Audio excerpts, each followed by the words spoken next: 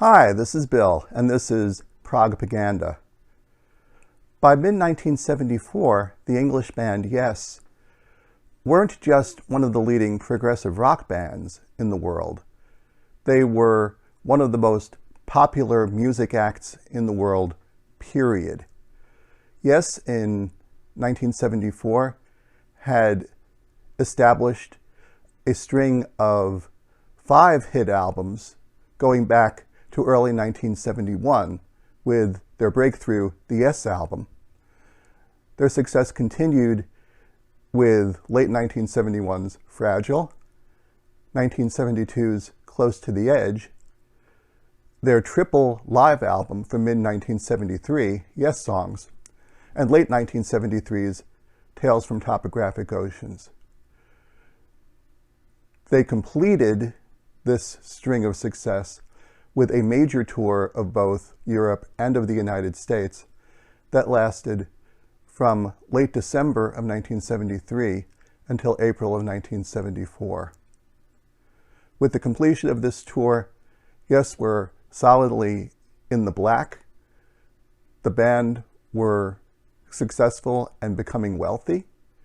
Their manager, Brian Lane, was delighted with the results of their work and looking to continue the band's success. And the band's record label, Atlantic Records, who had signed the band in 1969 and held the worldwide rights to their music, was obviously very pleased as well. It was a very heady time for the band. Unfortunately, by mid-1974, issues began to arise within the Yes camp that threatened to derail their success. Yes's keyboard player, Rick Wakeman, resigned from Yes in May of 1974 following the Topographic Oceans tour. Rick Wakeman was not a fan of the artistic direction that the band had taken on Topographic Oceans and was, by early '74, becoming more interested in pursuing his own solo career. He had achieved a strong success with his first legitimate solo album, The Six Wives of Henry VIII, in 1973, and wanted to continue down this path in 1974, and did with his excellent second album, the symphonic rock work, Journey to the Center of the Earth. When Journey hit the #1 spot in the United Kingdom, Wakeman decided that the time was right for him to make his move to go solo. He continued to retain Brian Lane, Yes's manager, as his own manager, but at this time constructed a band and went on a global tour of his own, which was one of the more successful tours of 1974. Wanting to continue their success, Brian Lane and Yes moved quickly to find a replacement for Wakeman. They auditioned several candidates. One of the more serious auditions that was conducted was for John Anderson's friend, late of the Greek rock and roll band Aphrodite's Child, Vangelis. This, however, was found not to be a fit. Vangelis wanted to shape his own musical direction without significant input from others. Atlantic Records, however, made the band aware of another candidate who would join the band, Patrick Moraz. Moraz was working for Atlantic under license from his label, the famous Charisma label, Charisma Records in the UK. Atlantic distributed Charisma's product in the United States, and Moraz's band, Refugee, had recently released their first album on Charisma in the United States. Moraz was a good fit with the band, both artistically and personally, at least at first, and the decision was made to take him aboard. Refugee very quickly broke up, and Moraz quickly jumped on board with Yes to help them construct a new album, Relayer, which came out in November of 1974. Relayer was followed with an extensive stadium tour of the UK and of the United States. 90 dates that were performed from November of 1974 through July of 1975. In 1975, a typical tour in support of an album was in the neighborhood of about 2.5, maybe 3 months. A 7-month tour was almost unprecedented. But Brian Lane and the band wanted to capitalize on their success, having worked so hard to achieve it, with the intent that following this tour, there would be a substantial break through which the band could recharge their batteries. They had been working for, at this point, 5.5 years nonstop, going back to the band's initial formation in late 1968. And so from an artistic and from a personal perspective, everyone in the band felt it was the right time to take a break. However, in 1975, it also was not common for a rock band to have more than 9 to 12 months between album releases.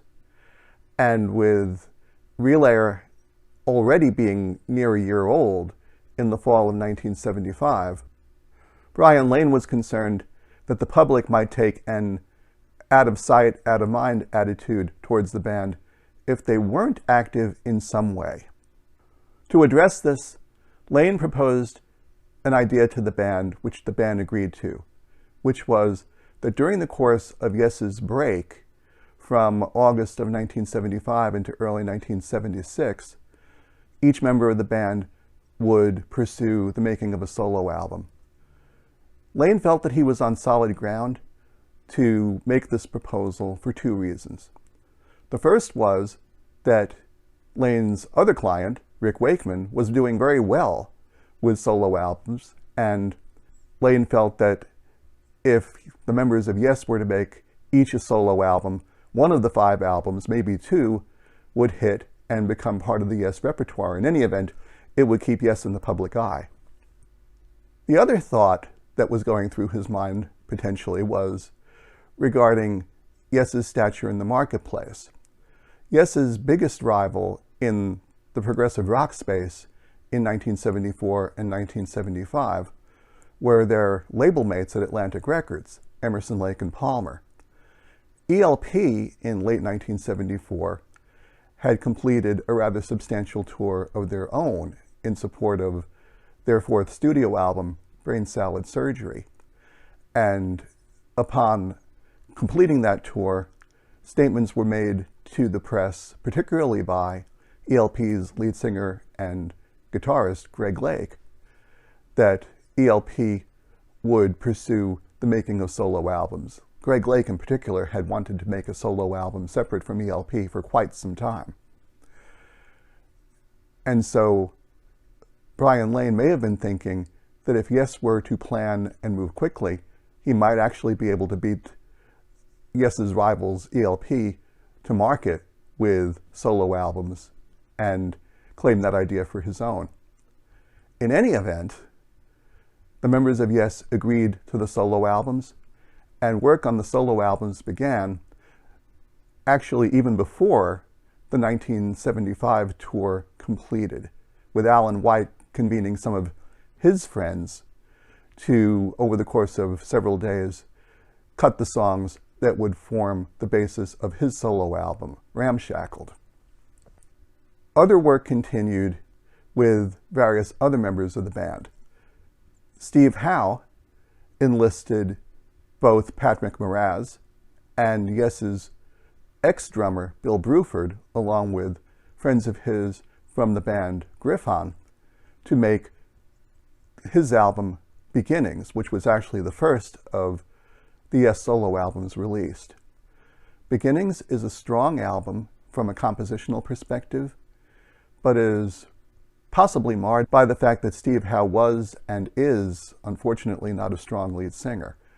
He's a solid harmony singer. His voice, along with John Anderson's and Chris Squire's, always melded very well on Yes records. But as being the primary voice, it didn't particularly work very well. Howe's album was released in October of 1975 to be quickly followed by Chris Squire's album Fish Out of Water in November. Fish Out of Water is arguably the strongest of the Yes solo albums. It's probably the one that is most constructed like a Yes album, with long compositions, some of which incorporate tempo shifts and odd time signatures. A new piece is added to the puzzle on Fish Out of Water, however, with its use of orchestration. Squire enlisted the assistance of his old friend and bandmate from his free Yes band, The Sin, Andrew Jackman, to assist with keyboards and with orchestration on Fish Out of Water. And Jackman's work is masterful. This is probably one of the best symphonic rock albums of the 1970s period. Alan White's Ramshackled would be released several months later, to be followed by releases by Patrick Moraz and by John Anderson. Patrick Moraz's album, which has come to be known by the title The Story of I, is a brilliant fusion of keyboard-oriented rock, jazz, and Latin rock, with, for some of the songs, Moraz repatriating to Brazil in order to record native musicians there. Moraz's band on The Story of I includes several musicians that would come to be known in their own right, including the American guitarist Ray Gomez and Jeff Berlin, who would, in the years to follow, work on a regular basis, first with Bill Bruford, and on occasion later with other members of Yes. The last of the 5 Yes solo albums to be released was John Anderson's Elias of Sun Hillow. Unlike the other Yes solo albums, Elias is largely a true solo effort on John Anderson's part, with Anderson providing most of the music through overdubs. And Elias was the most successful of the 5 releases. Elias was the only one of the Yes solos to make the top 10 in the UK, and it was the highest charting of the albums in the United States as well. Sadly for the members of Yes, none of these albums did particularly well in the United States. Alan White's album, Ramshackled, did not chart in the United States at all. Moraz's album, The Story of I, made it to a peak of number 132 on the Billboard charts. This might have been in part due to lack of promotion on Atlantic Records' part. Because of his previous association with Refugee, Moraz, outside of the United States, was still under contract with Charisma Records. So Atlantic did not have worldwide distribution rights to this album, and their promotion of it may have been lacking as a result. All of the 5 Yes solo albums, within a year of their release in the United States, would find their way to the discount racks, which is a shame because certainly at least 3 of these albums, Fish Out of Water, The Story of I, and Elias, are very good. But unfortunately, the success that Brian Lane was looking for was not to be. It probably didn't help either that musical tastes in the United States, at least, were changing in 1975.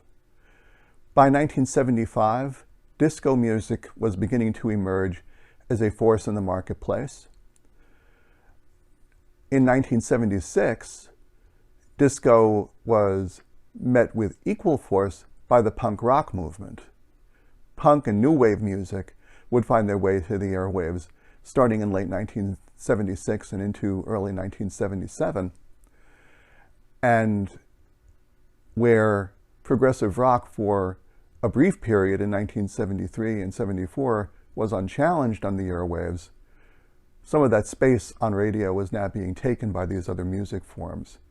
So if your music was not charting well, it wasn't going to get played on radio. It was unfortunately as simple as that. Yes would tour the United States and Europe beginning in mid-1976 and throughout the year in support of the solo albums. But the relative lack of success of the albums on the chart caused the solo albums to quickly be removed from their places in the set list over the course of the tour. By the fourth or fifth show of the tour, the solo tracks were gone from the set list and replaced by Yes standards, which was probably what, at least at the time, Yes's public wanted. But it wasn't particularly helpful as far as the support of the band was concerned. Most of the band's revenue from that time would have come from album sales, and the solo albums, as I mentioned, simply weren't as successful as the Yes group albums. Interestingly, in this time frame in mid-1976, Rick Wakeman's solo career was beginning to falter as well. He had spent a considerable amount of money supporting the tour of his third album from 1975, The Myths and Legends of King Arthur. And Wakeman's 1976 album, No Earthly Connection, also didn't connect, if you will, very well with fans. So Wakeman, by mid-76, had amassed a rather significant debt that he needed to try and address. Brian Lane had the answer, which was for Rick Wakeman to return to Yes and to build a story around that headline with a new Yes album. And that indeed was the direction that was taken. Rick Wakeman rejoined Yes in late 1976, leaving Patrick Moraz on the outside looking in. Moraz would, a couple of years later, reestablish himself with the Moody Blues. An interesting story for another time. If you have any of that background, I'm sure you'll be wanting to see that episode. Yes would quickly regroup with Wakeman in late 1976 and early 77, making an album with this reconstituted version of the band, Going for the One, which would be very successful and help to right the ship as far as Yes's popularity on a worldwide basis. An interesting point to note is that one of the songs from Going for the One was an outtake from Chris Squire's Fish Out of Water, the song Parallels, which on most shows of the Going for the One tour would be the lead-off track as the band took the stage, and remained a popular song with the band for quite some time. One last point of interest about the Yes solo albums.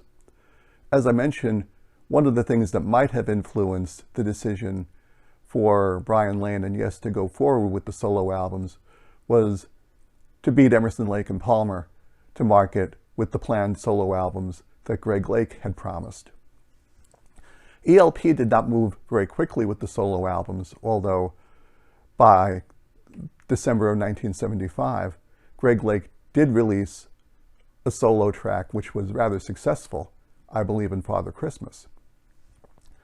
With the relative failure, however, of the Yes solo albums in late 1975 and early 76, Atlantic Records put their foot down with Emerson, Lake and Palmer and said that solo albums at that point were not acceptable, that they needed to deliver a band-oriented album when they returned to marketplace, which reluctantly ELP did.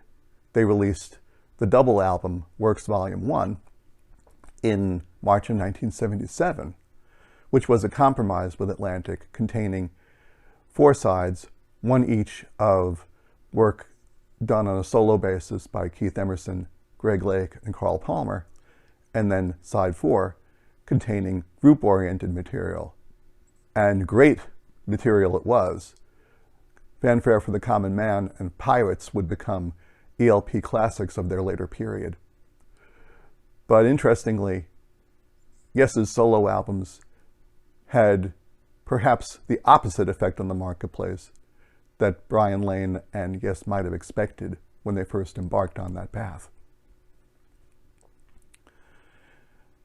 Anyway, that's the story about the Yes solo albums.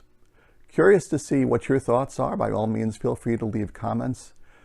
and let me know your opinions on the matter. And please, of course, click like on the episode if you're liking what you're hearing, and feel free to subscribe to the channel as well. We at this point have a strong library of episodes that you can enjoy, and of course will be coming to our channel here about every week or so with new material as well. Thanks for listening. You take good care. Bye-bye.